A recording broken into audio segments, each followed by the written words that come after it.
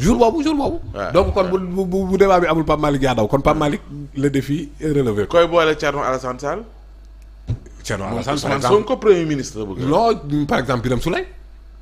Oui. ñoom ñaar ñëpp yor nañ même ministère bi. c'est le moment pour ñu discuter de beaucoup de choses. mais Jean-Michel aussi. Jean-Michel looy rek. Jean-Michel nee na ko ñu ñëw débat Thierno Alassane Jean-Michel débat la. waaw bien sûr. na ñëw. c'est-à-dire gars yi bu ñu ragal débat bi. ku nekk boo toogee sa ruq di wax toog teg sur pièce et sur place. waaw. su ko defee ñu xam ku mën. surtout fi ñu ci toog lu waay doon jaay dina lamb. boole koog le premier ministre mi ñu annoncé en Chine. ndoy. muy doon xëy na génnam bu njëkk. fudul Afrique. oui. waaye xam nga Chine enjeu géopolitique mondial la mais enjeu économique mondial la. xam nga Trump bi mu ne cëlëb jotaat ci mbir yi rek li mu njëkk a def mooy déclencher une guerre économique contre la Chine fu mujj.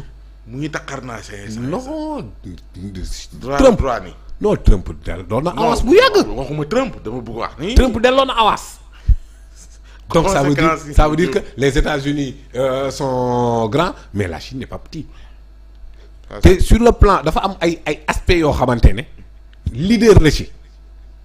moo tax visite boobu premier ministre di def maa ngi ñaan am na DG yu bëri yoo xam ne dañu war a ànd ak moom def benchmarking ci Chine sur le plan technologique sur le plan sécuritaire sur le plan du transport parce que Chine plus d'1 milliard de nangam Mao bi mu doon conceptualiser loolu daanaka Chine dafa nekkoon ci xat-xat yu metti le petit livre rouge de Mao. Ouais. Mais en fait lépp li mu doon prédire en termes de développement son successeur Deng Xiaoping dafa ñëw réaliser ko parce que oui na nit ñi multiplier wu population bu bari atu la mais gars yi oui c'est une bouche pour nourrir mu ne leen mais c'est pour deux bras aussi pour travailler.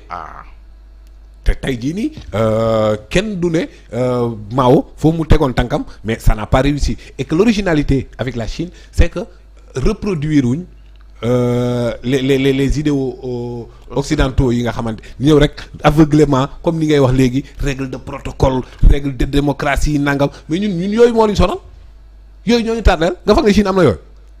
foofu moom parti unique moo fa l'autorité qui parti unique oui.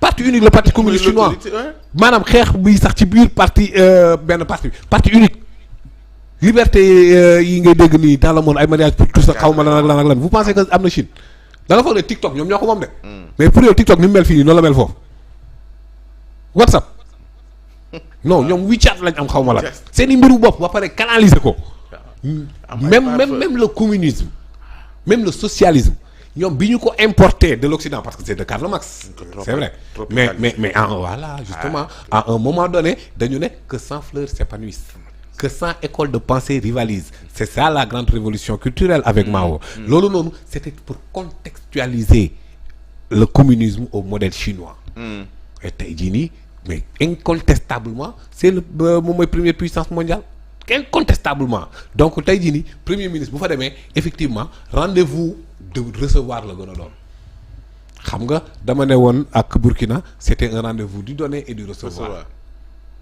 mais puis rendez-vous recevoir la dëgg parce que man dama jàpp ne même non modèle démocratique dañ ko war a xoolaat Chine exemple la ci Pape Ousmane boo liiree constitution chinoise da ngay xam histoire Chine lan la da ngay xam taarixu Chine da ngay xam seeni baax ak fu ñu mënti dem seen culture dañ koy maintenir intacte malgré l'ouverture tey jii nii bu dul woon ñoom li ñuy làkk anglais est-ce que xam nga ne langue chinoise mooy langue bi gën a parler au monde parce que dañoo bëri. j'ai vu ici China Mall. oui China Mall. bàyyi. vas-y aux États-Unis Chinatown. maanaam dupliquer nañ même seen modèle économique partout donc loolu ngay comprendre dëgg-dëgg puissance économique ak doole économique. te loolu mooy doon benchmarking bu ñu fa def. exactement am na DG yi dem yu bëri. 3FPT. Le port autonome de Dakar c'est-à-dire structure yu bëri danoo war a àndaal ak premier ministre pour inspirer wu looloo tax Dame Mbodj ma xam ne kuy réussir la. Dame Dame non Dame il est intelligentissime. daam dañ koo jox voilà il est pédagogique dañ koo jox il a fait beaucoup de benchmarking dem ci ay dëkk xool la ñuy def ñu ne ko capp nommé ko mu ne kan moo créé SOGIP Gallo Ba mu dem wax ak moom waxtaan ak moom xam structure bi lan la ba pare inscrire ay module de management daam il est intelligent il fera un excellent leader parce que dafa xam fi mu jëm ba pare xam naka lay def pour kii ko ak humilité maanaam ku mën a def benchmarking ku mën a dem di inscrire waat des modules pour le management kooku xam na enjeu wu monde bi fan la jëm mais xam na aussi li mu bëgg a def man jàpp naa ne l'objectif bi SOGIP bi Gallo Ba amoon ci SOGIP président Macky Sall joxoon leen ko sur un temps record que SOGIP dafa war a am autonomie boppam Dame va le réussir. yàgg na koy wax d'ailleurs. il va le réussir. mais dem nañ ba benn moment li état yi dugal di leen ko jox mënatu ko. il va arriver benn moment boo xam foog ñu. ñooy demal seen bopp directeur kii bi xaw ma nu mu tudd. Sonacos bi nu mu tudd. waaw. ku doy waar ku garaaw a ngi noonu. xaw ma sa tur mais ku garaaw a ngi noonu. non boo xoolee rek les résultats que fay yi Sonacos di def. di nga xam ne kii liggéeykat la te xam ne fi mu jëm. jàpp ma turam. xaw ma mais quand même da ngay xam ne. voilà da ngay xam ne kii liggéeykat la. ni mu amee nag am na ñoo xam ne na comprendre guñ dara nag ñoom. am na ñoo xamante ne ministre comme DG ba lay comprendre guñ xamuñ sax projet bi ñu téye lan la. loolu moom am na moom da ngay gis kuy doxal xam ne kii dafa réer. waaye bien sûr ça existe ci DG yu bëri ci ministre yu bëri da ngay xam ne ñii dañoo réer xamaguñ fu ñuy teg seen tànk quoi xamaguñ fu ñuy mais ñii ma la cité lagum nii ay c'est pas exhaustif am na ñeneen ak ñeneen ak ñeneen. El Hadj Ndane Diagne. il est bon Diagne. waaw il est bon Diagne. il est bon te xam na fi mu jëm xam na luñ ko jox te xam na li muy dem c'est-à-dire dafa am ñoo xamante ne dañoo maîtriser seen domaine. dañoo xam seen domaine. économie sociale et solidaire. Alioune Dione da ko xam da ko maîtriser. c'est un passionné. c'est un passionné. maanaam bu ciy wax da ngay xam ne liggéey kii passion am lay wax. moo tax buy ñëw il ne se cherche pas day dem. dafa xam yoon bi dafa xam fi mu jëm day dem coopérative yi nii. waaw mais bu la koy expliquer da ngay maanaam heure boo ko yee mën na la ko taril fi mu jëm A ba Z. donc c'est quelqu'un non seulement am vision mais maîtriser secteur bi ñu ko dénk c'est un homme du sérail. malgré nag connaissance pointue yooyu humilité. waaw di taalibe di reconnaître di dégluwaat yeneen di jëlaat ay yeneen yi idée malgré que docteur la en matière. bu solee bàyyilaat bi rek nga xam ne kii ay règles de protocole lii laa bëgg maanaam une identité purement sénégalaise tey jii nii boo président bu demee Chine allez-y voir. waaw Alioune Dione ni mu defee bàyyilaatam mais Chine seen yëre tradition la ñuy def. ba maanaam ni ñuy respecter seen bopp gëm seen bopp gëm seen culture loolu bëgg naa premier ministre buy ñëw mu importer ñu ko. discipline beeg ordre bi. discipline boobu noonu nañu ko importer. xam nga faux départ bi ñu njëkk a def fondamental boobu la ñu am dëggante. mais parce que en fait bu ñu ñun dañoo mën a roy baraw dañoo mën a roy nu ñu koy waxee roy dàq te duñu roy lu baax. vous avez vu les chirurgies esthétiques là. défravage. quelle catastrophe ci ñàkk mais maanaam nit naka la war a mën a tollee ci station ni ma yàlla bindee ma neexuma léegi yow yàlla mënoo man maa mën wala chirurgien bi nekk Tunisie kooku moo mën léegi man dina ma soppil yow yàlla bind gi nga ma bind defal ko est-ce que xam nga ne déséquilibre yooyu noonu maanaam ni yàlla di defaree forme doomu aadama ndigali dafa war a mën a téye li ci suuf. bu ci am déséquilibre nit ki day déséquilibré da koy yëg carrément biir ni muy mel ak maanaam yooyu noonu yëpp yàlla daf ko calculer ba xam lu ci nekk lan moo ko mën a téye yow nag nga ne sa ginnaaw yi da nga bëgg mu yokku sa ndigg li dafa war a ndaw mais qu'est-ce que ça va donc loolu pour man bokk na ci illustration yu gën a éloquente. et puis mu doon de ñàkk gëm sa bopp bii nekk ci ñun parfois bu yomb bu ubbeeku boo xam te ne accessibilité yow mi ciy jot doo xam lan la. c'est ça léegi ñu lay balancer yoo xam bizarrement ña koy def nag amul derrière ñu tuddee seen bopp influenceuse dañuy jaawale popularité ak mais nit nag booy influencer da ngay influence bu positive ci nit ki mais ay influence négative ci société bi et puis bon mais voilà après quoi ñuy seetaan nii Pa Moussa ki war a taxaw ni stop. mais kan la anamu kan la parce que daf ñoo am ay dispositifs yoo xam ne dañ la ko tegal ba pare libre disposition de ton corps demal xool constitution au Sénégal xool bloc de constitutionnalité maanaam ki jug ne moom day soppi melokaanam kooku constitution moo ko garantiral loolu. mais lii c'est un vrai problème de santé publique. très problématique.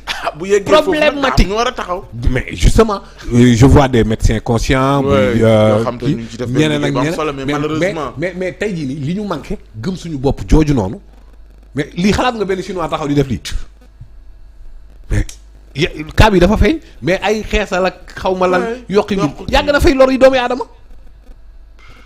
maanaam yàlla li nga ma sàqee yow yàlla mënoo naa dem seeti benn chirurgien koo mën defar nga ne kooku naa def gis ay am léegi nag yooyu noonu pour man premier ministre boo demee andi ñu chirurgien bi may laaj mooy.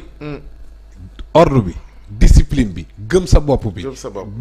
wóolu sa bopp. ànd ak say tradition pour dem développement loolu la ñu war a importer fii te loolu la chinois yi réussir.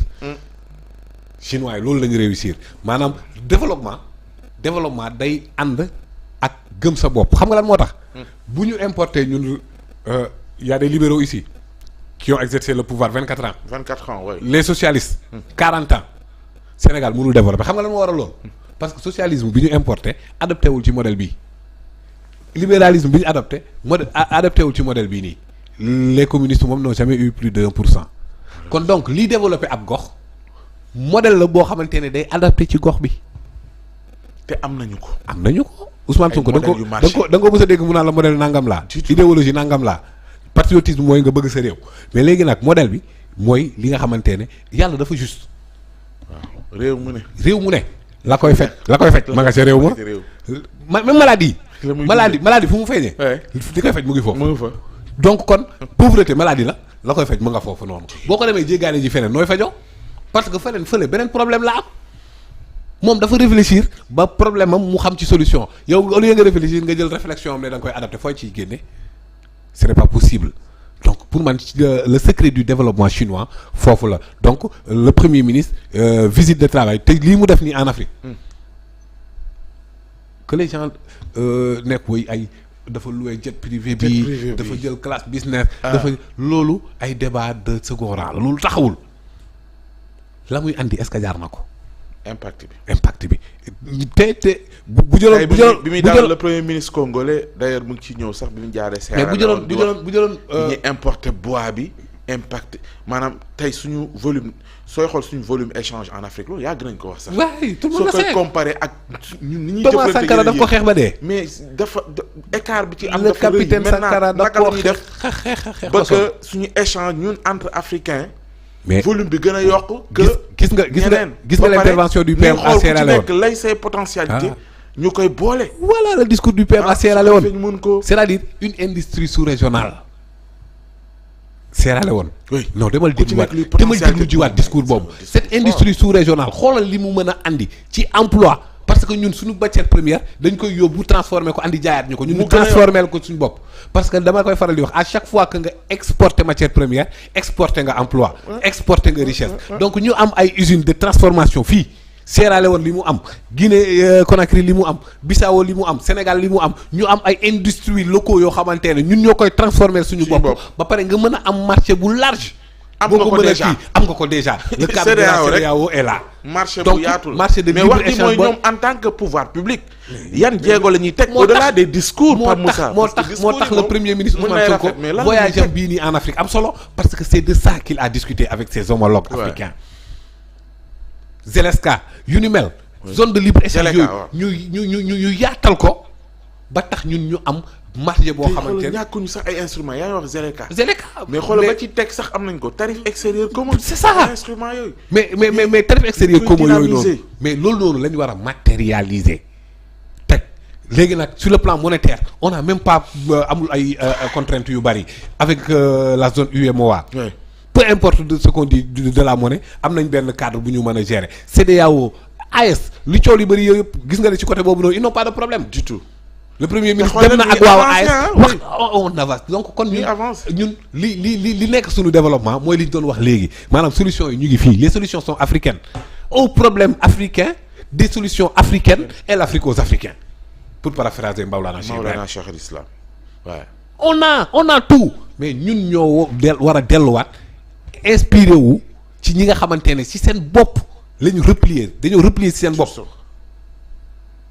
Baye sax dem na Chine waxtaan ak Mao ci lu ni mel. waaw te bii mu leen di gis ñuy jël yoon bii xam na ne fii lañ jëm. ce n'est pas pour rien mu ko doon convaincre pour mu ñëw xam na. wala ba mu fay dem jamono jooju dem jafe woon. torop. Mawlana Cheikh al Islam dajeeg Mao surtout xam tam ba Chine mu dem ba Chine dajeeg Mao lii nii ñuy wax yëpp après toutes ces chevauchées opérationnelles sur le plan économique de la Chine il l'avait dit.